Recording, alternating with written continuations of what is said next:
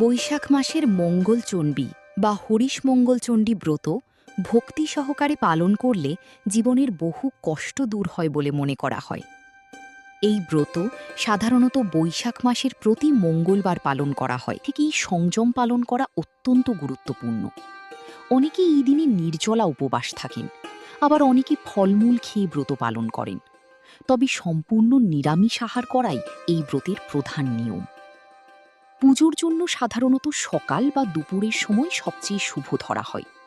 কেউ কেউ দুপুরের আগে পুজো সম্পন্ন করেন, আবার অনেকেই সন্ধ্যার সময় প্রদীপ জ্বালিয়ে পুজো করেন। বাড়ির ঠাকুর ঘরে বা কোনো পরিষ্কার স্থানে একটি মঙ্গল ঘট স্থাপন করতে হয়।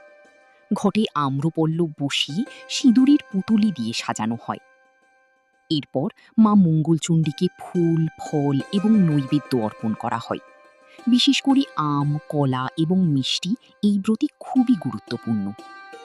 পুজোর সবচেয়ে গুরুত্বপূর্ণ অংশ হল ব্রতকথা বা পাঁচালি শোনা বা পড়া। এই কথা সম্পূর্ণ না শুনে আসন থেকে ওঠা উচিত নয়।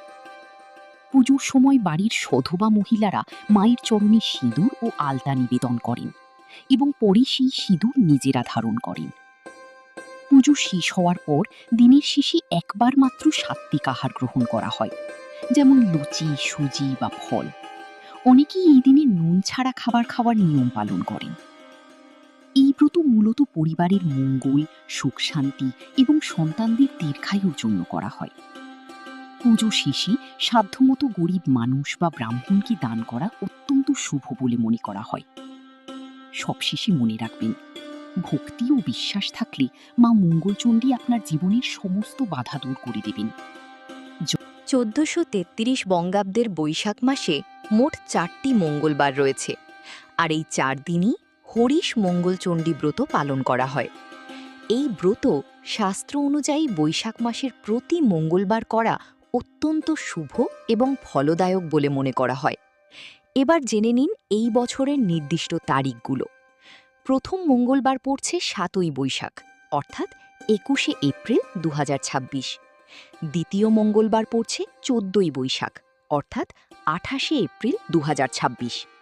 তৃতীয় মঙ্গলবার পড়ছে ২১শে বৈশাখ, অর্থাৎ ৫ই মে ২০২৬। এবং চতুর্থ মঙ্গলবার পড়ছে ২৮শে বৈশাখ, অর্থাৎ ১২ই মে ২০২৬। এই ৪টি দিনেই ভক্তি ভরে মা মঙ্গলচণ্ডীর ব্রত পালন করা হয়।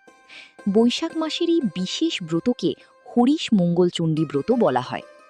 বিশ্বাস করা হয়, যে ব্যক্তি এই ব্রত নিষ্ঠা ও ভক্তি ভরে পালন করেন তার সংসারে সুখ শান্তি ও সমৃদ্ধি আসে এবং জীবনের বড় বড় বিপদও দূর হয়ে যায়। এই ব্রত শুধু একটি আচার নয়, এটি বিশ্বাস, ভক্তি এবং মায়ের প্রতি সম্পূর্ণ আত্মসমর্পণের একটি পথ।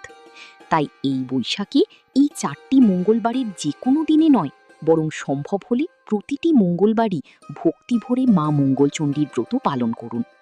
মা নিশ্চয়ই আপনার মনের ইচ্ছা পূরণ করবেন। জয় মা মঙ্গলচণ্ডী।